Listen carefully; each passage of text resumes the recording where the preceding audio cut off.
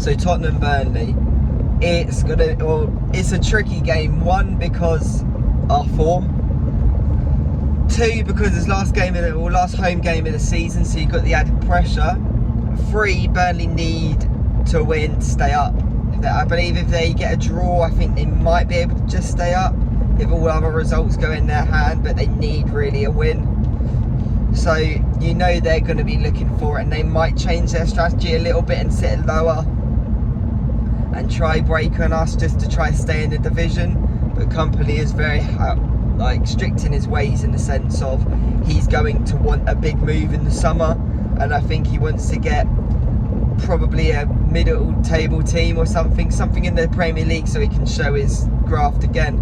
And I personally think he's going to stick to his ways, but there is the little bit of a thought of, will he go against his ways and try low block and do how every other team can beat us, really. Also, you're looking at, there's some rumours of the whole Angel. Some of the Tottenham fans don't really like him because he's got no plan B. If I'm honest, we could lose the next 3 games in the Prem and I would still be Anjin, because there is a philosophy there. You can see he's got the right thing, and the best managers are quite stubborn, really, especially in the first stages of it.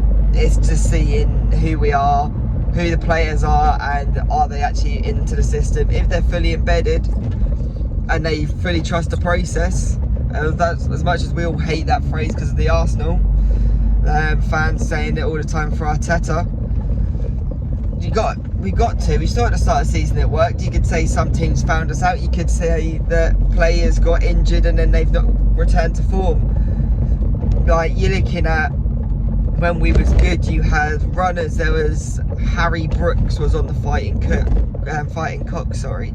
and he made a really, really good point, and it is an obvious point, but some people haven't noticed it, and I noticed it but didn't notice it, so I'm not going to say I have fully. But we have got 3 similar players in our front 3 when we have Son through the middle, and it's 3 counter-attacking players, which was great for like the Conte system and things like that, and Jose. But there is no stickers, and we kind of mentioned it. Well, I mentioned it the other week with Richarlison, and it does enable you to play slightly different when he's there, and you can cross the ball in more. You can be a bit more physical up top, and that is the bonus with him, and that's what I think we need in the summer. So I think Andrew's going to have to. Well, we can't play Werner anyway, obviously, but I don't think you can play Kulu, Son, and Johnson, because 1, Johnson's not a left winger. 2, Son's not a striker really. So you're just looking at a Kulu really in his favourite position. I would play Maddison now for the last few games just to try to get him back before, 1, the Euros with England, because he needs to get some form to get into that squad, and 2, to see if we can get him back running for this team, ready for next season.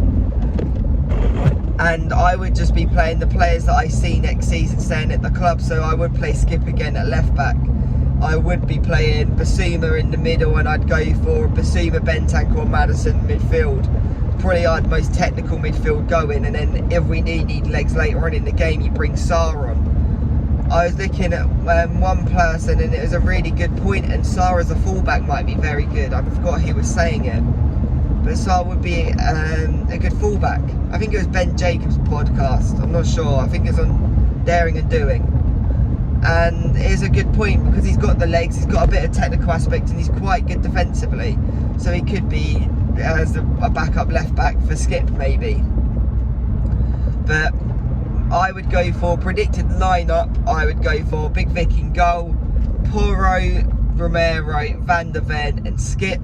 Then I would go for Basuma as the 6, Bentancur as the technical 8, and then Maddison as the advanced 8/10. Then I would go for Kulu on the right, Son on the left, and then Richie through the middle. I think with that team you can get a good result, and I think we should be able to keep a clean sheet against the Burnley side. So I'm looking for a 3-0 at the week today. Sadly, I can't make it because I've had other plans, but it's a shame. Hopefully next season I can go to a lot more games, but it is what it is, really. So yeah, I'm going to go for a 3-0 in that lineup. I feel like we will be making changes throughout, so probably the 60th minute, and it will probably be a Johnson on and a Sarr on, normal 2. Probably will result in Kulu coming off or Maddison coming off and Kulu going into that 10. I'd quite like to see Lo Celso come on, if I'm honest, rather than Kulu go as the 10. And I'd like to see Lo Celso see if he can get, 1, some game time to try prove to Ange, and then 2, even if he's not going to stay at the club, it might add an extra 5 million onto him if he's playing well at the last few games of the season. So either way, it's good for Lo Celso because he is a decent player and he's one of the ones we can get the most money for in the summer, really, of the fringe players, because you're looking at Ndombele, what, 10 mil? I've seen reports of we want 30 million euros for Emerson. I can't see a club paying that. Tanganga, you're probably looking at 5 mil, 5 to 10 for Roden.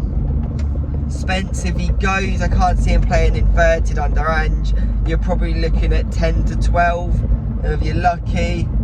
Who else we got? Regulon, you're probably looking at 10 to 15 as well. Like, there's not a lot of money in our loan players we're getting rid of. And the fringe players, you could say Højbjerg, you probably get 30, 40 mil. And I'd probably be looking at 30, 35 mil for Lo Celso. So he is one of the bigger incomes we can get in there. So I'd quite like to see him get some games. Either he does well and we do better, or he does bad and he stays the same as he is at the moment, or he does better, we do better and we get more money for him. So it's one of those, really. It's better to try it, save us a bit of money. If he does do well in the last few games, then we can keep him, we go again, and we focus more on the 6, a backup centre back or left back, and then a striker. I've seen reports as well we're going for a left winger and a striker, which might mean the Werner situation going out, and the more and more Werner's played, I would prefer him to not stay, if I'm honest. Yes, it's a good cheap deal, but I think we can get, I'd prefer to spend that 16 mil really on a striker. And let's say we was going to get a striker and a left winger, and we are spending 50 and 30, I'd prefer to spend 70 on Isaac, really. Get Isaac in, and then try go for, what is his name? The one from Plymouth. I always forget his name, but was it Whitaker? I'm not quite, the winger from Plymouth I'd quite like to see. Something like that, just a under the radar sort of player, but I'd love Isaac at Spurs. But back to the Burnley game, that'll be the lineup. We're going to go for a Richarlison goal, we're going to go for a Sonny goal, and I think as well we're going to get an unusual player, so it will be a defender as well. I think that'll be the 3 goal scorers today. Nice big clean sheet as well, and yeah, looking forward to it. Hopefully I can find a pub. We're going to Cambridge, so hopefully I can find a pub, watch that, or I can get back in time to watch the game. I will see you on the next one, and peace.